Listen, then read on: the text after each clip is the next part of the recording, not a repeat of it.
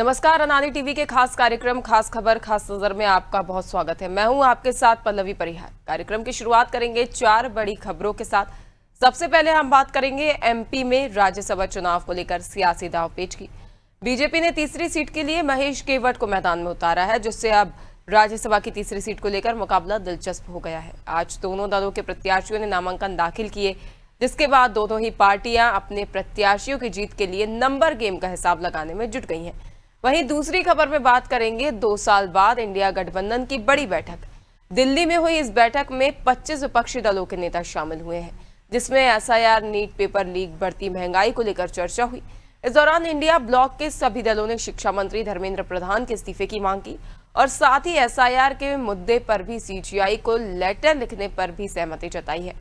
तीसरी खबर में बात करेंगे छत्तीसगढ़ कांग्रेस अध्यक्ष के बदले जाने की चर्चा की, जिसको लेकर बयानबाजी का दौर लगातार जारी है और स्वास्थ्य मंत्री श्याम बिहारी जायसवाल ने कांग्रेस में आपसी खींचतान के आरोप लगाते हुए तंज कसा है, जिस पर नेता प्रतिपक्ष चरणदास महंत ने पलटवार किया है। जबकि आखिर में हम रुख करेंगे अयोध्या का और एसटीएफ और पुलिस की संयुक्त कार्रवाई में किए गए एनकाउंटर की, जिसमें कारोबारी की हत्या का आरोपी और 2 लाख का नामी बदमाश भानु प्रताप ढेर हो गया है।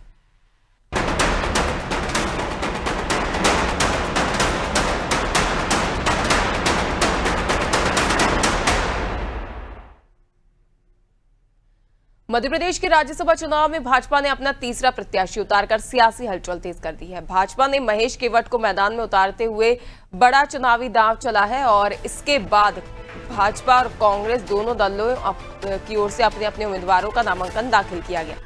भाजपा प्रत्याशी महेश केवट ने मुख्यमंत्री डॉक्टर मोहन यादव और प्रदेश अध्यक्ष हेमंत खंडेलवाल की मौजूदगी में नामांकन भरा, जबकि कांग्रेस उम्मीदवार मीनाक्षी नटराजन ने पार्टी नेताओं और विधायकों के साथ पर्चा दाखिल किया।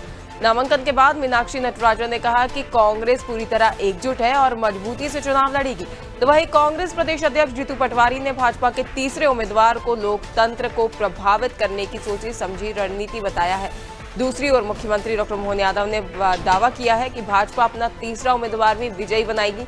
इस बीच कांग्रेस विधायकों की कथित बाड़े बनती को लेकर मंत्री कैलाश विजयवर्गीय ने तंज कसते हुए कहा कि कांग्रेस को अपने ही विधायकों पर भरोसा नहीं। वहीं कांग्रेस के वरिष्ठ नेता कांतिलाल भूरिया ने दावा किया कि विधायकों को 5-5 करोड़ रुपए के ऑफर दिए जा रहे हैं। उधर चुनावी माहौल के बीच कांग्रेस को उस समय झटका लगा जब दिग्विजय समर्थक और भोपाल की हजूर सीट से 2 बार चुनाव लड़ चुके नरेश ज्ञानचंदानी ने पार्टी से इस्तीफा दे दिया। आज एक बहन को अवसर मिला कांग्रेस पार्टी के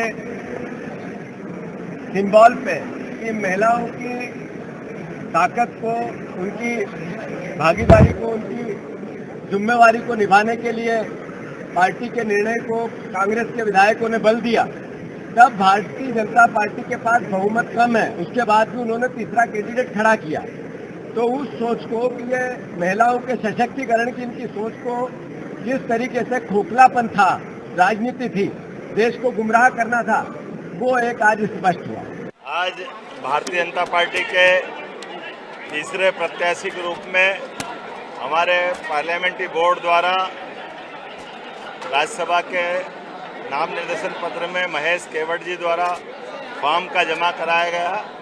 मुझे इस बात का संतोष भी है कि हमारी पार्टी ने अपनी गौरवशाली परंपरा के अनुसार फिर एक बार तीसरा प्रत्याशी भी डाल करके भविष्य में हम अपनी तीनों इस राज्यसभा की सीट के निर्वाचन में निर्वाचित होकर रहेंगे। मुझे इस बात का भरोसा है। भारतीय जनता पार्टी ने सीधे उच्च सदन में प्रतिनिधित्व दे करके हमारी सब वर्गों के प्रति जो प्रतिबद्धता है वो उसका शंखनाद है।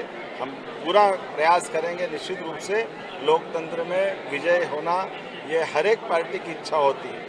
मुझे पूरा भरोसा भारतीय जनता पार्टी अपने तीसरे प्रत्याशी को भी विजय मार्ग पर लेके चलेगी।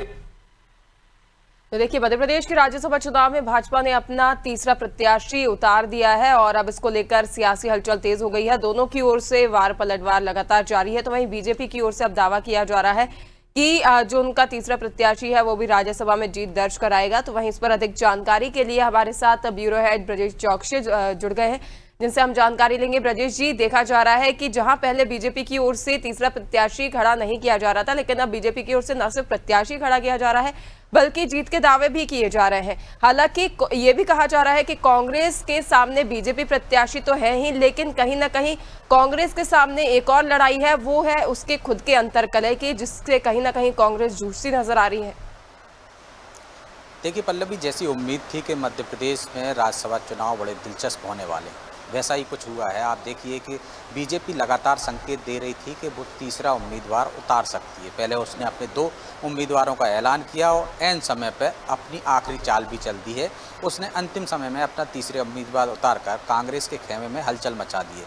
कांग्रेस जो कल तक दावा कर रही थी कि उनकी जीत तय है और उनमें एकजुटता है, कहीं किसी तरह की कुछ नई गड़बड़ी होगी, लेकिन आज वही कांग्रेस कहती नजर आ रही है कि खरीद फरोख्त की कोशिश हो रही है। 5-5 करोड़ के ऑफर दिए जा रहे हैं और कहीं ना कहीं प्रेशर पॉलिटिक्स की जा रही है। तो ये कहीं कांग्रेस में जो हलचल मची है वो कांग्रेस की एकजुटता पर भी सवाल खड़े कर रही है। एक नेता उनका इस्तीफा दे देता है, इस वजह से नाराजगी जताते हुए कि मीनाक्षी नटराजन को गलत उम्मीदवार बनाया है, दिग्विजय सिंह को उम्मीदवार बनाना चाहिए। तो कांग्रेस में कहीं ना कहीं गुटबाजी एक बार फिर सतह पर आ गई है और दूसरी तरफ से बाड़ेबंदी भी शुरुआत हो गई है। कहा जा रहा है कि कुणाल चौधरी जो पूर्व विधायक हैं, उनके साथ मौजूदा विधायक आरिफ मसूद दिल्ली रवाना हो गए हैं। वो वहाँ पर अपने आला कमान से बैठकर रणनीति बनाएंगे और कर्नाटक तेलंगाना में कहीं से भी इन लोगों को ले जाकर विधायकों को, कांग्रेस विधायकों को बाहर रखा जाएगा ताकि कहीं ना कहीं खरीद फरोख्त ना हो सके, हार्स ट्रेडिंग ना हो सके। तो एक तरफ ये संकेत दिए जा रहे हैं। अब ये देखना ये होगा कि बीजेपी ने एकजुटता परखने के लिए वैसे ही अपना तीसरा उम्मीदवार उतार दिया या वाकई में उसकी कोई रणनीति है, उसके पास अंक गणित है जिससे वो जीत सकती है। क्योंकि अंक गणित के मामले में हम देखें तो कांग्रेस का पलड़ा भारी है। बीजेपी को जीतने के लिए 10 विधायकों की ज़रूरत है। यदि हम ये मान लें कि जो निर्मला सप्रे बीजेपी को वोट दे देंगी, उनको बाप पार्टी के जो एक विधायक हैं वो भी बीजेपी को वोट दे देंगे, तब भी बीजेपी को 8 विधायकों की आवश्यकता पड़ती है। तो इतनी बड़ी संख्या में विधायकों से संपर्क है। हमने देखा कि विधायक कुछ नाराज़ भी चल रहे हैं कांग्रेस के, चाहे हम निवाड़ी के विधायक की बात कर लें, चाहे हेमंत कटारे की बात कर लें। तो इस तरह के कुछ विधायक हैं जो कांग्रेस से लगातार नाराज़ चल रहे हैं। और क्या वो नाराज़ वोट इनको मिल सकते हैं या जो किसी तरह की रणनीति है बीजेपी की, वो आने वाले समय में पता चलेगी। लेकिन एक तरह से उन्होंने जो तीसरा उम्मीदवार उतार दिया है उससे निश्चित तौर पर कांग्रेस में बेचैनी नज़र आ रही है, हलचल तेज हो गई है, हड़कंप मचा हुआ है और उन्हें एक तरह से परीक्षा देना पड़ेगी कि एकजुट है कि नहीं कांग्रेस। इसकी असल परीक्षा भले ही हार जीत जिसकी भी हो, लेकिन कांग्रेस के सामने असल परीक्षा है कि वो एकजुटता का एक तरह से वो प्रमाण देती है या वाकई में एक बार फिर हम देखेंगे कि मध्य प्रदेश में वैसे ही हालात बनते हैं जैसे पहले बनते रहे हैं। अब दूसरी तरफ जिस तरह से कांग्रेस आरोप लगा रही, हमने देखा 2008 में भी ऐसे हालात बने थे, 2016 में भी ऐसे हालात बने थे। 2008 में कांग्रेस ने अपने समर्थक देकर निर्दलीय प्रत्याशी को उतारा था, विवेक तनखा को, लेकिन वो हार गए थे। तब कांग्रेस को 17 वोटों की ज़रूरत थी, लेकिन 6 वोट कम मिले थे। अब हम देख रहे हैं कि 2016 में भी जब कांग्रेस ने अधिकृत रूप से विवेक तनखा को फिर मैदान में उतारा था, तब भी उसके पास अंक गणित नहीं था, लेकिन वो अन्य दलों के सहयोग से जीत गए थे। तो यहाँ पर ये देखना होगा कि कांग्रेस में टूट होती क्या, या इतिहास पहले की तरह रहेगा, या फिर नया कुछ गणित बीजेपी यहाँ भिड़ा कर चल रही है और कांग्रेस को एक बार फिर पटकनी देती है या नहीं देती, ये तो समय बताएगा। बिल्कुल निश्चित तौर पर अभिजीत जी, जिस तरीके से चीजें कांग्रेस में अब सामने आ रही है, जहां पर एक प्रत्याशी को खड़ा करने पर दूसरा नेता इस्तीफा दे देता है, तो कहीं ना कहीं ये दर्शाती है कि जो अंतरकलह के आरोप लगाए जा रहे हैं कहीं ना कहीं किसी हद तक तो सही साबित होते हुए भी नजर आ रहे हैं। आपका जुड़ने के लिए, जानकारी साझा करने के लिए बहुत धन्यवाद। तो देखिए, कांग्रेस प्रत्याशी मीनाक्षी नटराजन ने भी अपना नामांकन दाखिल कर दिया है। हालांकि इसको लेकर ही कांग्रेस में भीतरवार ही एक लड़ाई शुरू होती हुई नजर आ रही है। वहीं अब सवाल ये है कि जो लगातार बीजेपी की ओर से कांग्रेस पर अंतरकलह के आरोप लगाए जा रहे हैं, क्या वे काफी हद तक सही हैं?